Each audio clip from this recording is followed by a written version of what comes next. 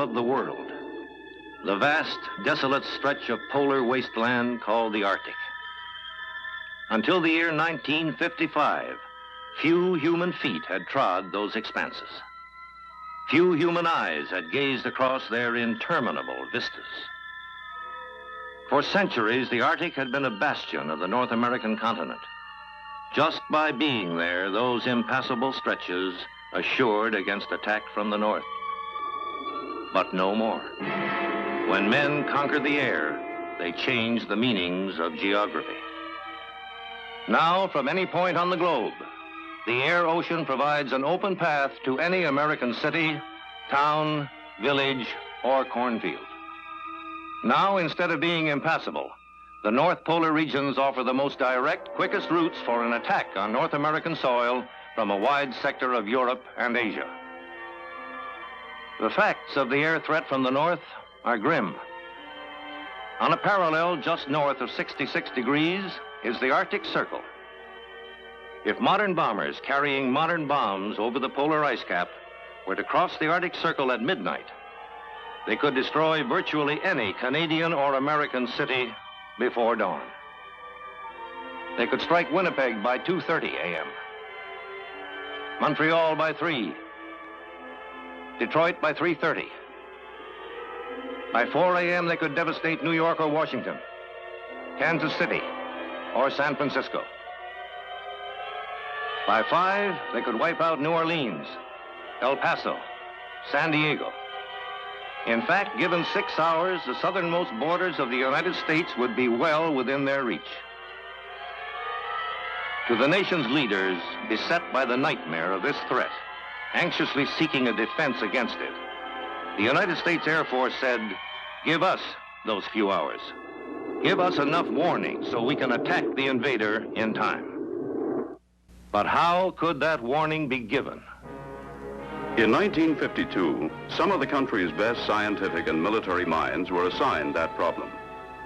Working together at MIT's Lincoln Laboratories, they finally developed a daring plan. This was to build a radar network above the Arctic Circle, a distant early warning line which would span the North Polar region and which no hostile aircraft could cross undetected. DEWLine, they called it. Starting in the west at a point above the Arctic Circle in Alaska, it would stretch across Alaska and the Canadian Arctic for 3,000 miles. The idea of creating such a line along that distant part of the world taxed the imagination.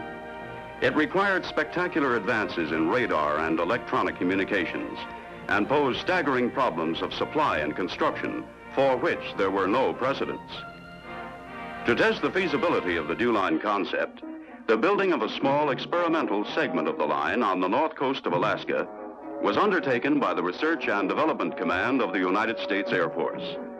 That command gave the task of planning and constructing this segment to the Bell telephone system, which in turn assigned it to the system's manufacturing and supply unit, the Western Electric Company. As the work went forward on the Alaskan facilities, prototype installations were made near Streator, Illinois, for testing equipment and training personnel.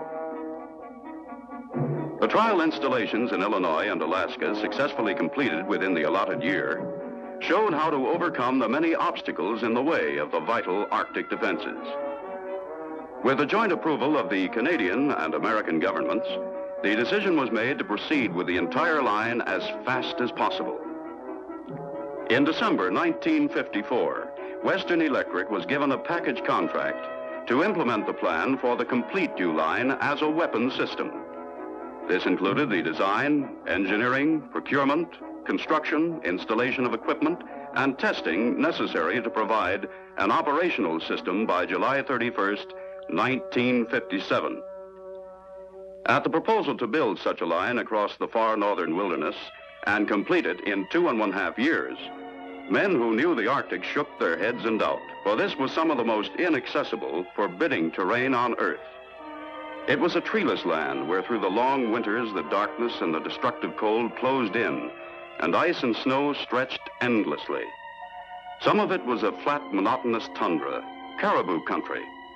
Some was craggy or mountainous, strewn with rocks left by ancient glaciers. A few feet down, the ground was perpetually frozen, the Arctic phenomenon called permafrost. But in the short summers, the top 2 or 3 feet of ground thawed to a spongy bog. It was a land where winds of 120 miles an hour would tear at man-made structures, and ice deposits would build to crushing loads. Fog-shrouded cliffs towered above rocky beaches, and even in summer, the seas were seldom free of ice. The waters were uncharted, and there was no weather history to help anticipate what the savage elements might do. There were no roads, no docks, no airfields, no communications. Yet the DEWLine had to be built here. Men would have to transform this unknown frozen wasteland into a vital outpost of Western civilization. This was far to the north of the downtown New York headquarters, which Western Electric promptly established for Project 572, code name for the DEWLine undertaking. Here, under the strictest security regulations, work had to be started simultaneously on a dozen major aspects of the project. Many specialists were called in to help get it into high gear quickly. In the same building, a United States Air Force Joint Project Office was established to enable the Air Force to maintain complete control of all aspects of the project. It was recognized that the short time available for implementing the system would require extraordinary actions in procurement, construction, installation, and activation of facilities. Locating the project office in the same building with the Western Electric Company enabled the Air Force to maintain close control over the program and to provide the guidance and decisions needed to meet the exacting schedules. Executive responsibility for this office was initially given to the Air Research and Development Command and transferred to the Air Materiel Command in March 1955. The office included representatives of AMC, ARDC, ADC, and RCAF, who represented the various Canadian government agencies. Western Electric set up a Defense Projects Personnel Organization and swiftly launched the big recruiting job, drawing people with the required knowledge, skills, and experience from the Bell Laboratories and the various Bell operating companies. Each day brought its new quota of men who had passed the stringent physical and psychological tests and the thorough security investigation required to qualify for the great Arctic adventure. The critical decisions as to where the DEWLine should go, already 2 years in the making, were nearly finished.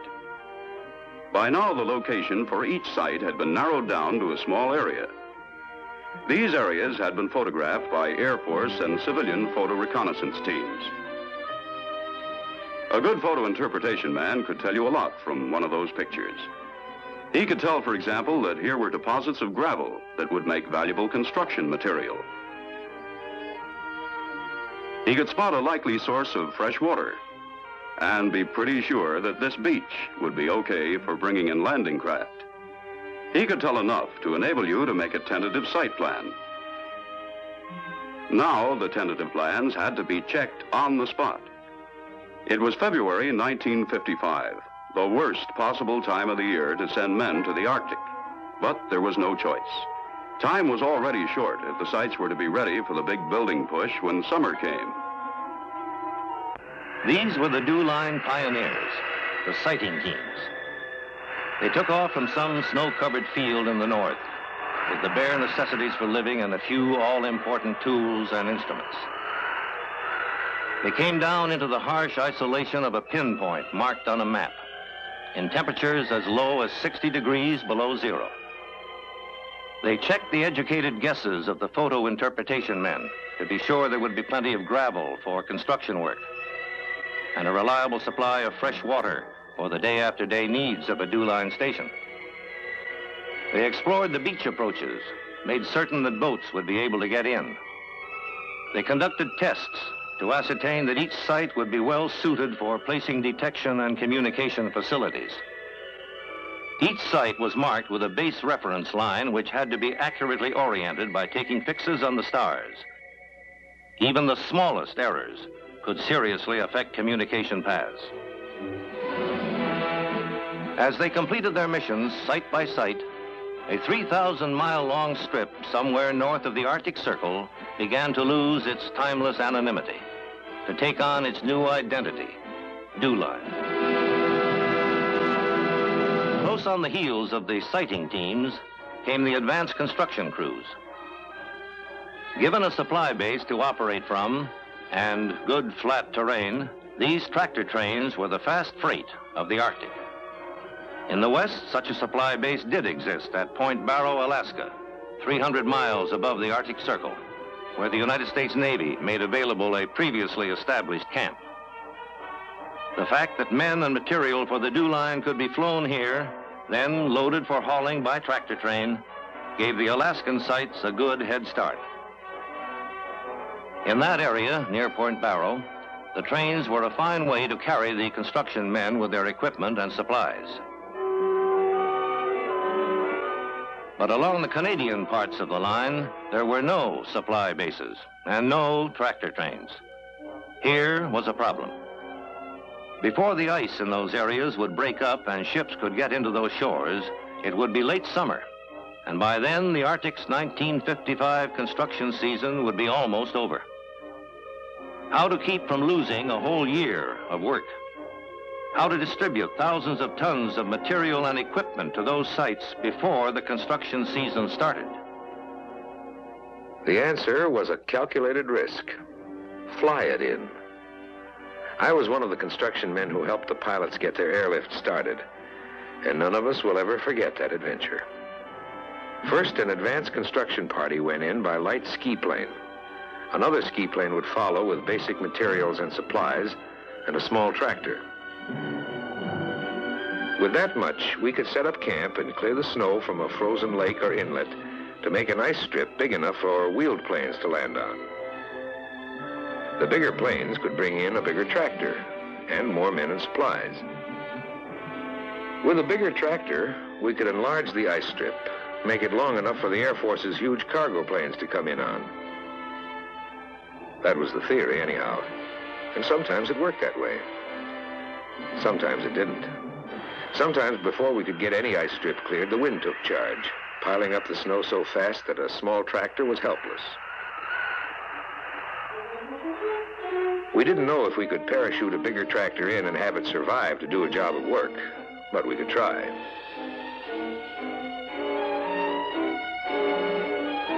We tried. And we failed. Well, now we knew how not to do it. And we were pretty sure we knew how to do it right. We tried again.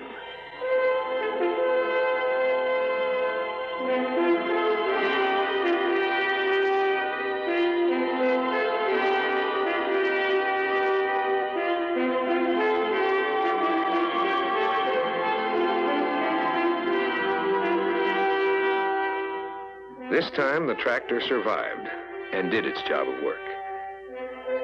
With a tractor and time, we could lick any snowdrift. But we weren't always given the time. Time and again, the wind and driving snow would cancel out the work and sweat of many days.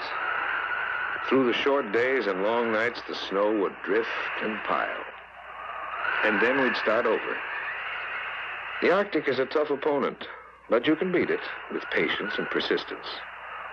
Sooner or later, you can clear an ice strip wide enough and long enough for the biggest cargo planes. And thick enough. Trained ice teams went from site to site making tests to measure the loads the ice could withstand. The ice had to be able to take the impact of 165,000 pounds when a fully loaded Air Force C-124 Globemaster would land on it. These big aircraft were badly needed to bring in the bulky and heaviest loads, but they'd never before been landed on ice. The mission of flying the heavy and bulky items to the DEWLine was assigned to the Tactical Air Command of the Air Force to fulfill. Only a C-124 could get a big crane like this up to the line to be put to work moving gravel. No other aircraft could take it aboard in one piece, or take off and fly the distance with the 25-ton payloads that were all in the day's work for the Globemasters. It was a calculated risk. Well calculated, but nevertheless a risk.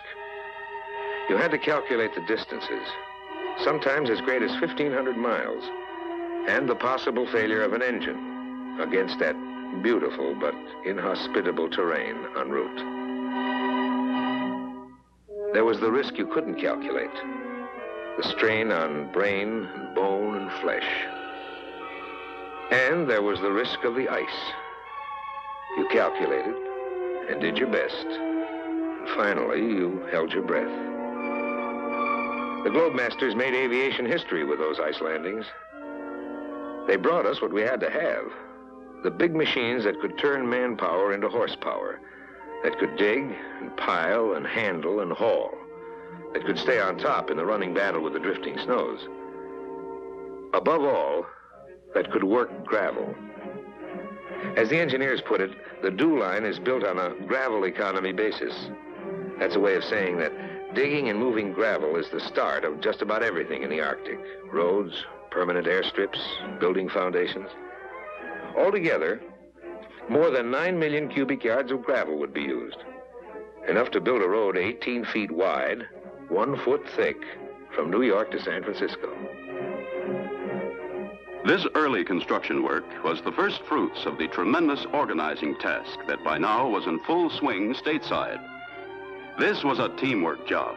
Teamwork between government and private enterprise, military and civilian, contractor and subcontractor, architect and engineer, designer and builder, purchaser and supplier, supplier and shipper.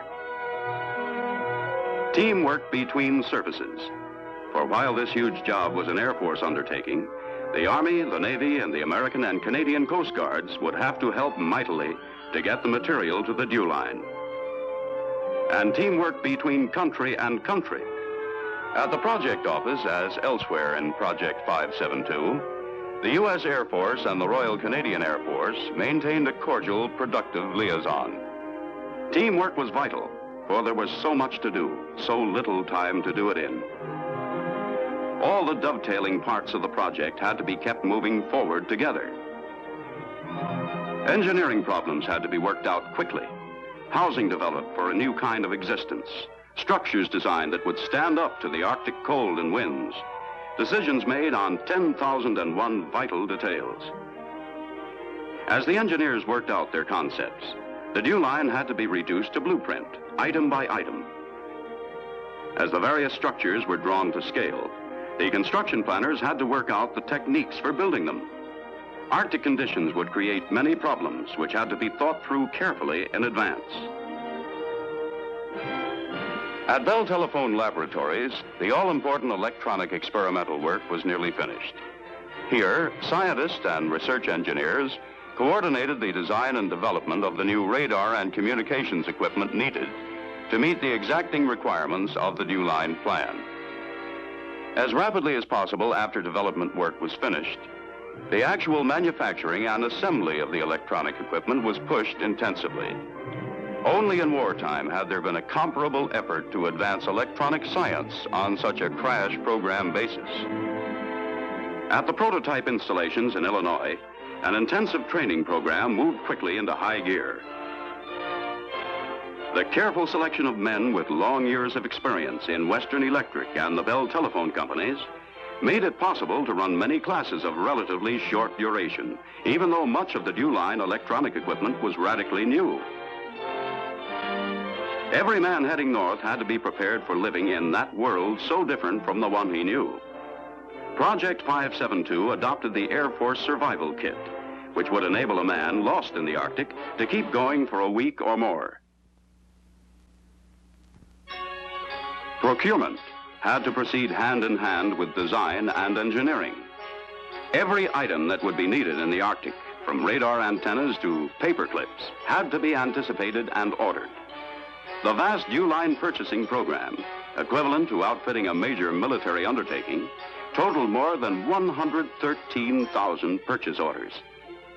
It involved more than 4,600 different business enterprises located in every state of the Union, every province of Canada, a substantial number of which qualified under the American government's small business program.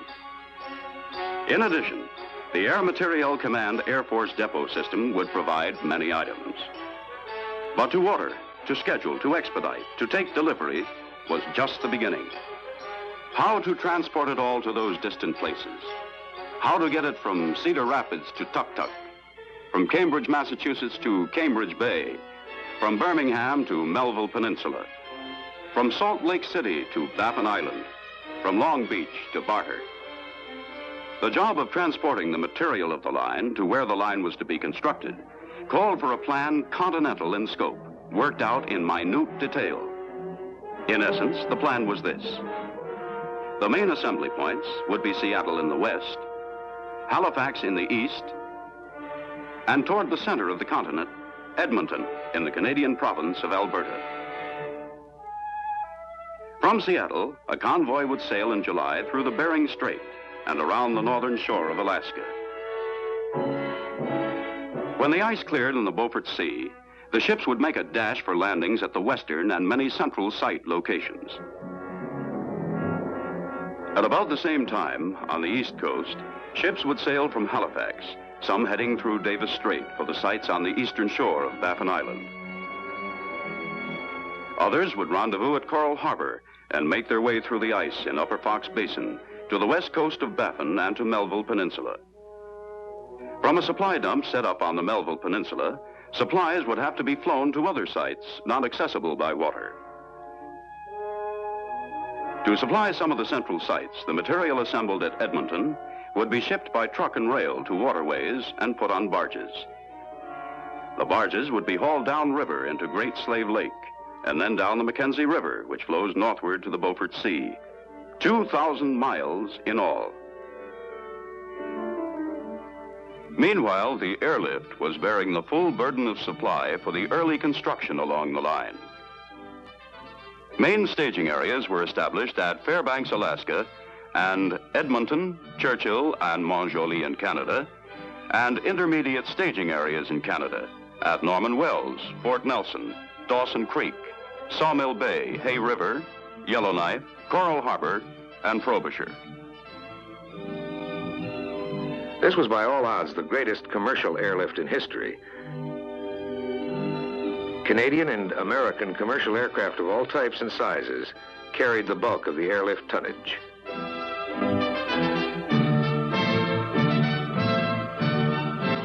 They winged out along the aerial lifelines which fanned northward into the Arctic wilderness. In all, aircraft carried 30,000 tons of machinery and supplies to the DEWLine in the winter and spring of 1955. Nothing stopped the men of the airlift. They had no hangars for making repairs. If they needed a warm shelter for changing an engine, they called on the skills of the Eskimos to build them one.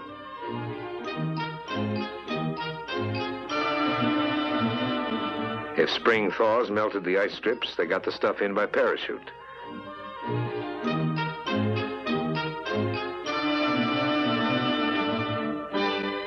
If there was open water and the material would float, oil drums for instance, in an emergency, they just dropped it. Nothing stopped these airmen. Nothing. Men gave their lives. Planes were lost. The supply of the sites by air went on, interrupted only by the fierce Arctic storms. One other spectacular transport assault was made in the teeth of the winter. From Circle in eastern Alaska near the Canadian border, a convoy of trucks led by tractors forced their own road through the mountains, along and across frozen rivers to some of the Canadian sites. With them went a huge new experimental vehicle especially designed for Arctic travel. Each wheel of the monster, as they called it, was driven by its own electric motor.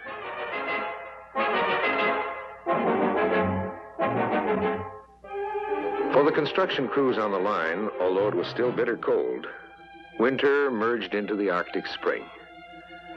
In the camps, living conditions were kind of primitive, but already we were changing the face of that land. The season of round-the-clock daylight was starting, and the crews moved steadily ahead on the work to be done before the ships came. They built roadways, put down gravel pads, developed water supply sources. They made building foundations by setting beams on a gravel pad. Called a sill, the beam structure would give solid support to a building while the gravel would keep the building's heat from melting the permafrost. At some sites, wood pilings sunk deep into the permafrost were used as an alternate type of foundation. One method of making holes for the pilings in the frozen ground was the Arctic version of a post hole digger. 100 pounds of steam and a hollow rod melt the hole instead of digging it. Steam pointing, they call it. It's slow going. To speed up the operation, we brought in the augering method.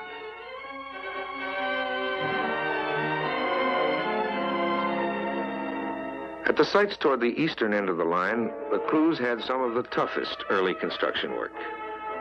There, the stations were to be placed on top of cliffs, some as high as 2,500 feet above the sea. Roads had to be blasted and bulldozed to connect the sites to the beaches and ice strips. Mud and miserable terrain severely cut the lifespan of heavy earth-moving equipment.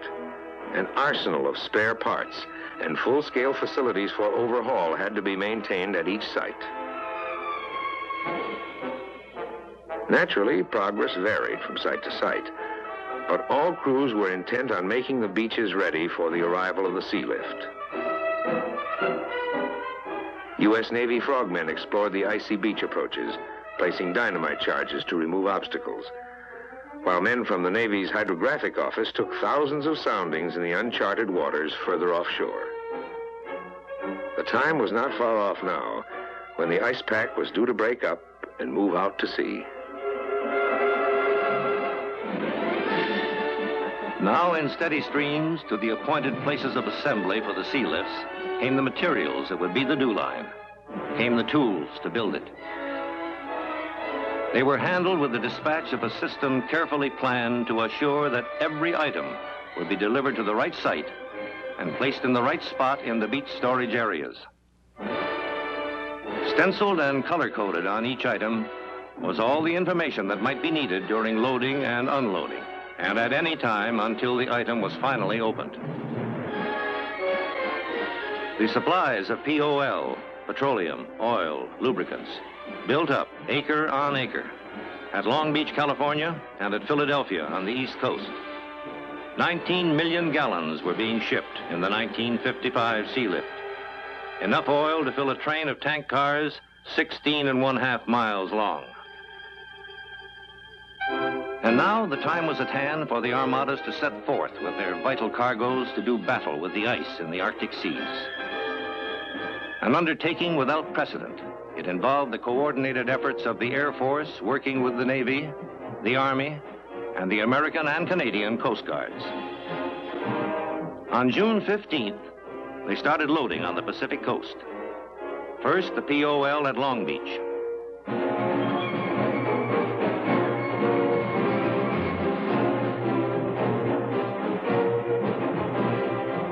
Then these ships went on to Seattle, where others had already started loading. At Seattle, they loaded for a solid month, and at Halifax, for another month plus 10 days. The ships were operated by the Military Sea Transport Service of the United States Navy. On board would be soldiers of the United States Army Transportation Corps, intensively trained at Fort Eustis, Virginia for this expedition, who would handle the unloading of the ships and deliveries to the beaches. On the DEWLine, there would be no going down to the store for a loaf of bread or a package of nails or anything else. Everything had to be transported there, and you'd be hard put to name an item that wasn't stowed in these ships. The most vital cargo of all went aboard last, the landing craft, which would carry the rest of the cargo into the beaches.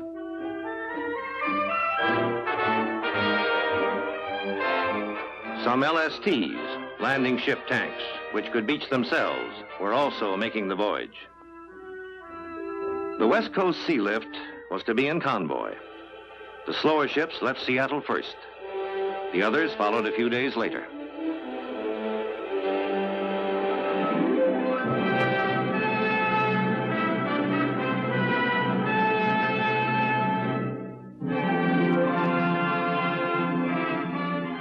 It was a long voyage. From Seattle to the convoy's rendezvous point off icy Cape Alaska, is 3,000 miles. By the time they reached Icy Cape, 100 miles west of Point Barrow, they were meeting up with more and more ice. There they had to wait. In the 400-mile stretch from Point Barrow east to Herschel Island, the permanent polar ice cap comes closest to the North American continent. The convoy would have to make landings at the sites along this narrow corridor and would have to pass through the corridor to reach more sites spotted along the 1,200 miles of coast further to the east. It was on the unpredictable behavior of the ever-shifting ice pack they waited. Meanwhile, on the east coast, the ships out of Halifax were having their own hard going. Some made their way singly to their destinations along the east coast of Baffin Island. The others headed into Fox Basin en route to the sites on the west coast of Baffin Island and on the Melville Peninsula. They were joined by two icebreakers, which led them northward through 450 miles of heavy ice. 8 days of steady grinding, on some days no advance at all. Inland at waterways, the river barge trek had also started. The barges proceeded downriver for 300 miles, as far as Fort Fitzgerald. There, because of rapids in the river, the entire expedition had to take to the land for a portage. Even the new tugboat acquired for barge operations had to make it along this 25-mile stretch of terra firma.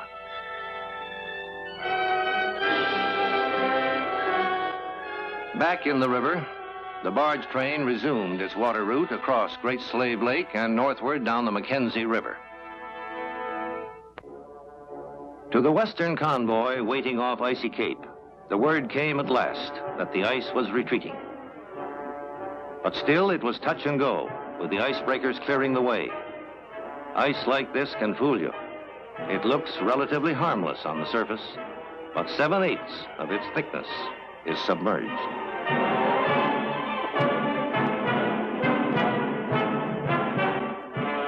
The ships with material for the sites on the narrow corridor unloaded in desperate haste, for a shift in the wind could bring the ice back into shore overnight.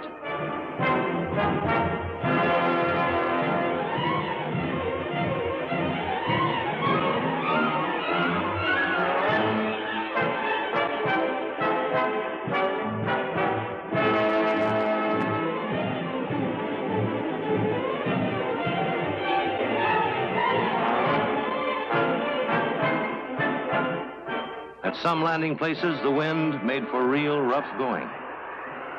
The skipper looked in at the choppy waters. He looked out to sea at the ice and didn't dare delay. He gave the order to unload. This was small boat seamanship of the first order, and the specially trained Army Transportation Corps personnel, getting a kind of baptism of fire, knew what they were about.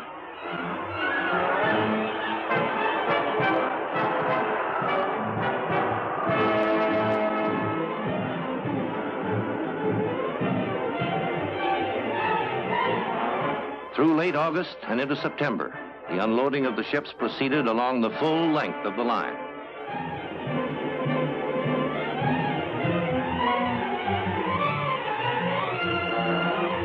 Canadian frogmen kept the beach approaches open. Small boats churning up the bottom built shoals which had to be blasted away again. Sometimes the ebb and flow of the ice marooned the landing craft. Offshore, it even sent some of the big ships limping away with caved-in hulls. The Eskimos proved to be competent members of the work crews. They were highly reliable when given responsibility and were skillful in driving tractors and other machinery. This was the entire paraphernalia of a civilization being put ashore. A mammoth transfer from our world to that world up there beyond the Arctic Circle, where few men had ever wanted to live before. That other world where the threat to ours must be held in check. Each landing beach had to be marked off into areas which corresponded to the color and code markings on the material being unloaded. Checkers at each area logged in the material as it arrived. Everything was stowed according to plan, so that the construction crews would be able to find any item quickly, even when the material was buried by snow. Now to build with the materials brought by the ships in a race against the fast approaching winter. For even before the landings were completed, the snows were beginning to pile up. Big shed-like tents were erected to serve as plants for assembling the building units for the permanent living and operating quarters. These units, called modules, were especially developed for the DEWLine by project engineers.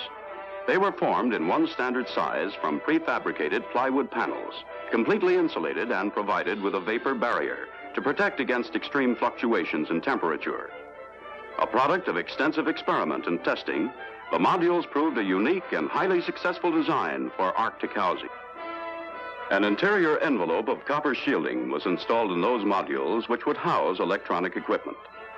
After they were assembled, the modules were hauled to the previously prepared foundations. There they were slid into place and connected to each other in trains.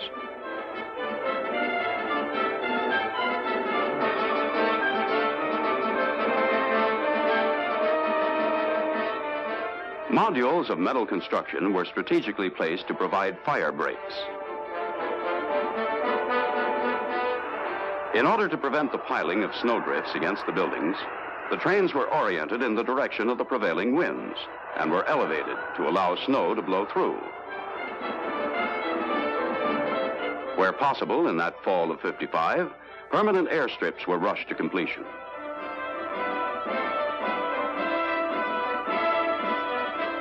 In the boulder-strewn terrain of the eastern sites, the big rock crushers brought in by sea lift were put to work, making little ones out of the big ones to supply the great quantities of gravel and sand needed. It was in this area where the terrain was worst that the longest roads had to be built. Without the roads, module units couldn't be hauled to their foundations. All too soon, the long winter closed in. At many sites, it was a race between the cold and the job of finishing the module interiors to provide the winter's shelter. It was a job that called on all the crafts and skills of the building trades. The diesel generators were all important, not only for electric power, but also because the waste heat from them was the main source of warmth. For the generator fuel, there had to be tanks. Once you had heat, you could have hot water. And then you needed piping and pumps for oil and water. To operate the pumps and just about everything else in the modules, the electricity had to be distributed. Racks provided a simple way to carry the electric wiring and keep it easy to get to for repairs. A CO2 fire extinguishing system was built into each module train. An automatic detection device will cause the nozzle to discharge. The walls were finished with a fire retardant paint and the floors attractively tiled. The module concept solved the problem of providing shelter on the DEWLine that would be comfortable, adequate, flexible, and would resist fire, wind, cold, storm, and deterioration. At the same time, the technicians began the all-important task of installing the complex radar and communications equipment. The wiring of the radar and communication systems was extremely complex. The years of Bell system experience and the careful training in Illinois were paying off. Ready now to install the control consoles, they waited until the new winter's ice strips were thick enough again to take the C-124s. Only the big Air Force cargo planes could get the bulky and heavy consoles from Winston-Salem, North Carolina, where they were manufactured, to the line. Getting a console to those sites which had no ice strip was a special problem, and a helicopter the answer.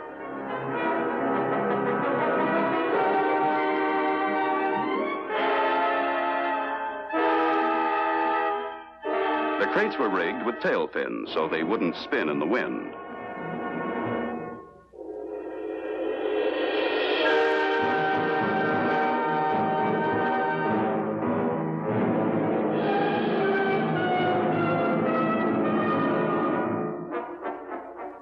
At the destination, a red flare was put down to show the pilot wind direction. The sharp wind made difficult operating weather for a helicopter. Everyone breathed more easily when the delicate 3,000-pound load was set gently on the snow and released. The helicopter was dismantled to be loaded into a plane and flown back to its base.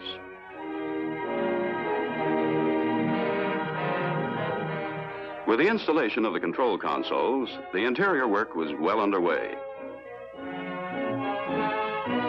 The shipping of the search radar antennas, which were flown from the Air Force Base at Dover, Delaware, illustrates the besetting logistics problems of the DEWLine.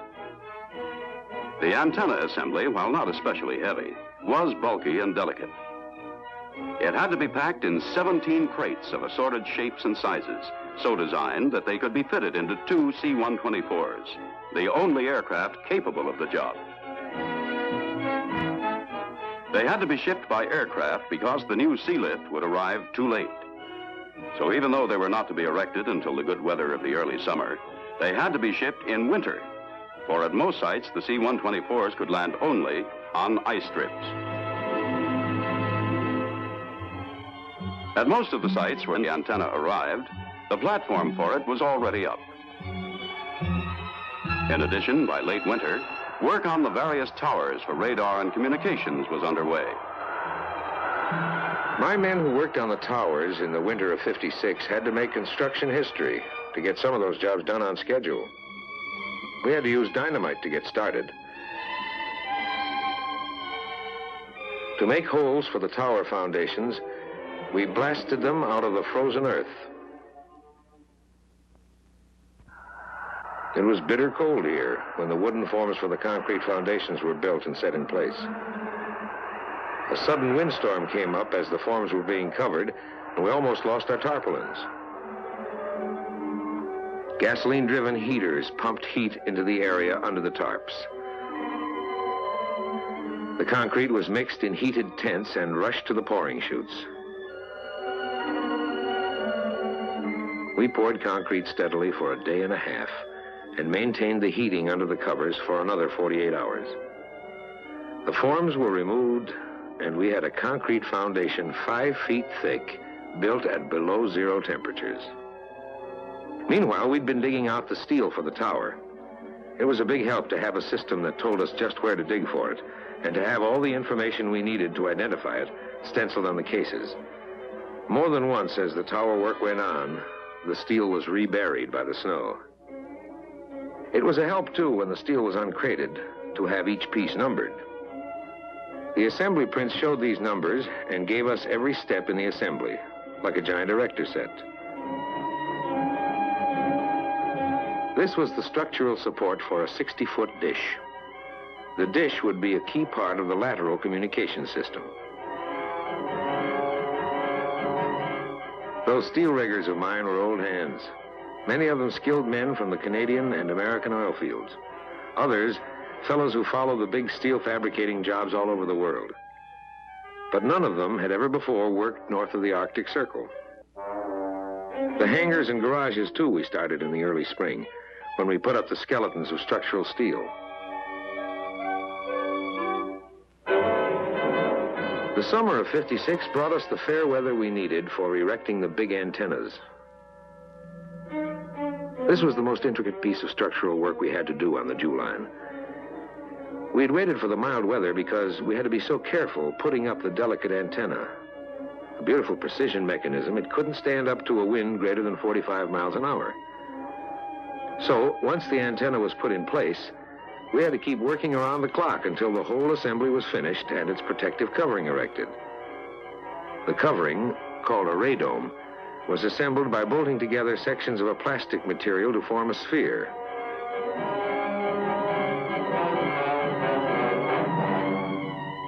The final operation was to seal the joints with rubber gaskets. Ticklish work when the wind was blowing. This radome design was sweated out of a lot of trial and error before the engineers had a covering they were sure could protect the antenna from the Arctic's hurricane winds. As the time grew close for the new sea lift to arrive, we hurried the work on the fuel tanks. The main thing different in the 1956 sea lift from the year before was that much of the POL came in bulk by tanker. At sites where the beach approaches were too shallow to allow the tankers to get close in, the oil was first transferred to an LST. Then on the beach, it was pumped from the LST to a beach tank. At some sites, it would then be pumped to another tank further inland. By now, the corner reflector curtains were going up. The curtain is a construction of copper wire suspended from the 9 corner reflector towers. It plays a key role in the rearward communication system. With this system, the DEWLine stations are able to communicate with the air defense control centers to the south.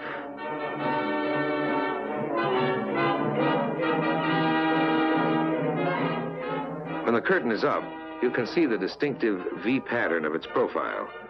This helps to explain why they call it a corner reflector. The aircraft alarm towers were up, and now their antennas were being installed. Unlike the rotating search antennas, these are fixed. With one tower at each DEWLine station, their beams form an interlocking pattern and automatically sound an alarm when they detect a target. Probing the northern void from their tower top positions at heights ranging up to 400 feet, they are the highest placed pieces of equipment on the line. Ranking officers of the United States Air Force made frequent inspection trips to the sites. These inspections were one part of the Air Force's continuing management policy for expediting the work on the DEWLine to help keep it on schedule and to specification. As summer gave way to fall, the towers for the 30-foot parabolic reflector antennas went up, and then the reflectors themselves. Like the 60-foot reflectors, these are part of the lateral communication system. Here's a pair of 60-foot antennas, looking like 2 drive-in movie screens, each containing 100 tons of steel. Because of bad icing conditions in this area, each is heated by 3 500,000 BTU oil furnaces. These antennas send and receive signals over the horizon by the new tropospheric scatter technique. The crews pushed hard to get the construction work done before winter. The hangars were given their skins of preformed insulated panels. These panels are aluminum on the outside with an inside facing of steel. Finishing the hangars meant that from now on, maintaining the planes of the airlift would be a lot easier. By now, most of the sites had permanent airstrips, and the airlift could give full year-round service to virtually the entire line. Some of those new strips in the rugged eastern terrain were pretty, well, rugged.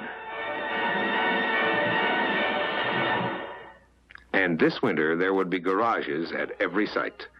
They would not only protect the vehicles from snow and ice, but would also provide emergency shelter for personnel and disaster equipment in case of damage to the building train. By the end of 1956, many of the sites were fully built. But indoors, many months of work still remained to finish installing and testing the radars and the communications equipment, and to coordinate them from station to station. Here, in the few modules which housed this equipment, was the heart of each DEWLine station. On the equipment's performance, the success of the whole vast undertaking would stand or fall. All other equipment and buildings, all effort and activity along the line, were to support the functioning of the radar and communications equipment and the men who would operate and maintain it. The work went on as again the Arctic winter took hold.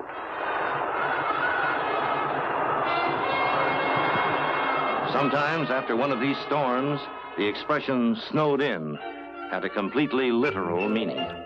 But nature in the Arctic no longer seemed so savage, for by now, life on the DEWLine was pretty civilized. Your quarters were a pleasant room which had quite a few of the comforts of home.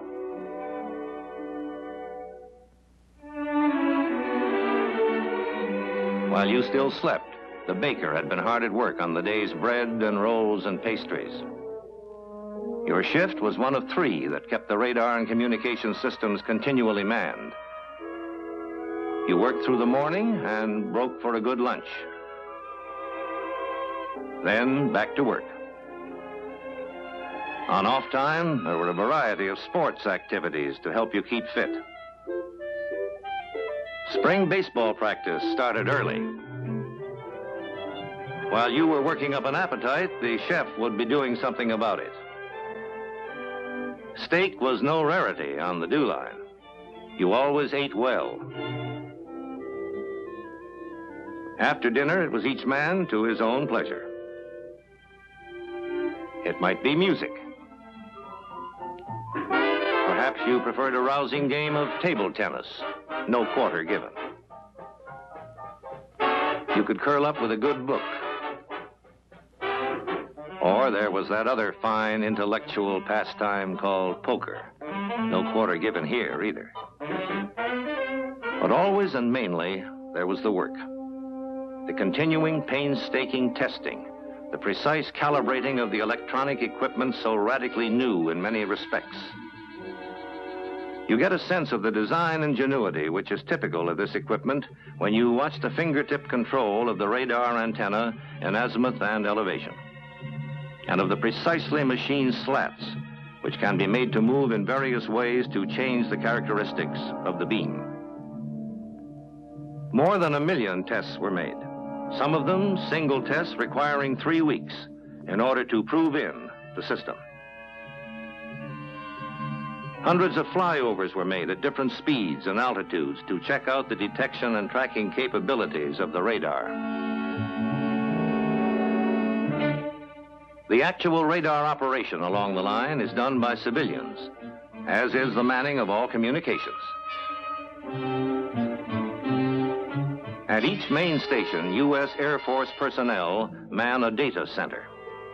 To them is funneled all information obtained at this station and at the auxiliary stations on either side of it.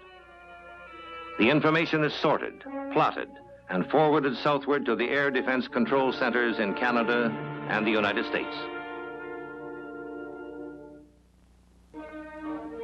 On July 31st, 1957, the DEWline system was declared officially operational. The DEWline, as we now well know, was not built in a day. Yet, remarkably, it was built in only 32 months, completed on schedule, in about half the time that would be normally required for such an undertaking even in a civilized area. On a gray morning in August 1957, the United States Air Force took delivery of the DEWline from the Western Electric Company and turned it over to the Federal Electric Corporation to maintain and operate. Nature, as though in spite at the men who had usurped her frozen wilderness, provided a raw, chilling rain for the occasion. The speakers recalled the history of this great undertaking, how gifted men summoned by their country had conceived and developed the breakthroughs in electronic science needed to make the DEWline effective, how creative yet practical men in industry, government, and the military services had together planned the line, how indomitable men had built it. They recalled the useful techniques by which the Air Force had enabled the civilian builders to speed their work, and the extraordinary international cooperation which the Canadian officials, military, and civilians had given. They examined the historic role this line will play in the continental defense of North America, providing that early warning which will be so vitally needed if attack ever comes from the north.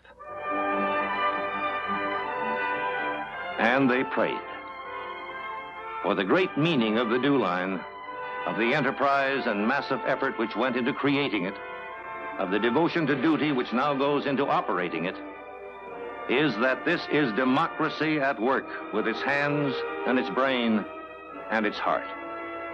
This is democracy protecting itself, knowing that major items in the purchase price of peace are vigilance and strength.